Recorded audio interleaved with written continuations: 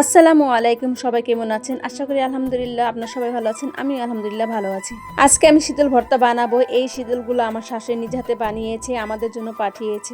তো চলুন দেখা যাক শীতল কিভাবে ভর্তা বানায়।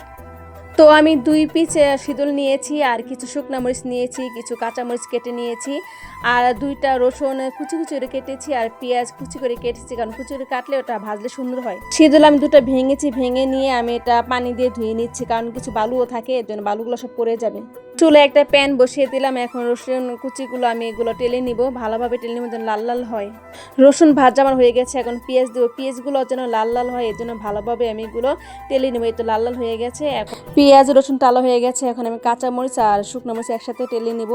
এগুলো যখন হালকা হালকা লাল হবে তখন আমি শুটকিগুলো দিয়ে দিব, সিঁদুরগুলো দিয়ে একসাথে আমি এগুলো আবার একসাথে টেলে নিব। মরিচ আর সিঁদুরগুলো আমার টালা হয়ে গেছে। এখন এর ভিতরে আমি যে পেঁয়াজ আর রসুনগুলো টেলেছিলাম ওগুলো একসাথে ছেড়ে দিয়ে আবার একটু টালা দিব।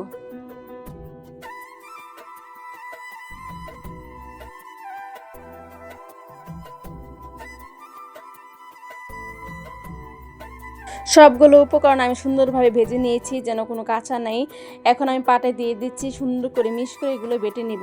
লবণটা আর আগে দিলে ভালো হয়, এটা যাদের ইচ্ছা। আমি লবণটা পরে দিয়েছি। এগুলো দেখেন এখন কত সুন্দর বেটে নিয়েছি। শীতলটা এমন একটা জিনিস, এটা খুলতে গেলেও ঘ্রাণ আসে, ধুতে গেলেও ঘ্রাণ আসে, আর বাটতে গেলেও ঘ্রাণ, খেতে গেলেও ঘ্রাণ আসে। আমার শীতল ভর্তাটা হয়ে গেছে। এখন আমি চুলায় ডাল ভুনা করব, তাই ডাল ধুয়ে ওখানে পেঁয়াজ বাটা, পেঁয়াজ কাটা, মরিচ, টমেটো, হলদে পাখি, মরিচ পাখি, আদা রসুন বাটা সব একসাথে মিশিয়ে আমি এখন ডালটা কষিয়ে নিচ্ছি। ডালটা কষানো হয়ে গেছে, আমি পানি দিয়ে দিলাম। এখন পানি দিয়ে বলক দিয়ে এটা হয়ে গেছে। ধনেপাতা দিয়ে এটা শুকিয়ে একটু নেমে নিব। গরম ভাতের সাথে ডাল ভুনা আর শীতল ভর্তা খেতে খুব দারুণ লাগে, একবার ট্রাই করে দেখবেন। ভিডিওটা কেমন হয়েছে সবাই আমাকে কমেন্টে জানাবেন, একটা লাইক করবেন, পারলে একটা শেয়ার দেবেন, আর সবাই ভালো থাকবেন। আমার জন্য সবাই দোয়া করবেন। আল্লাহ হাফেজ।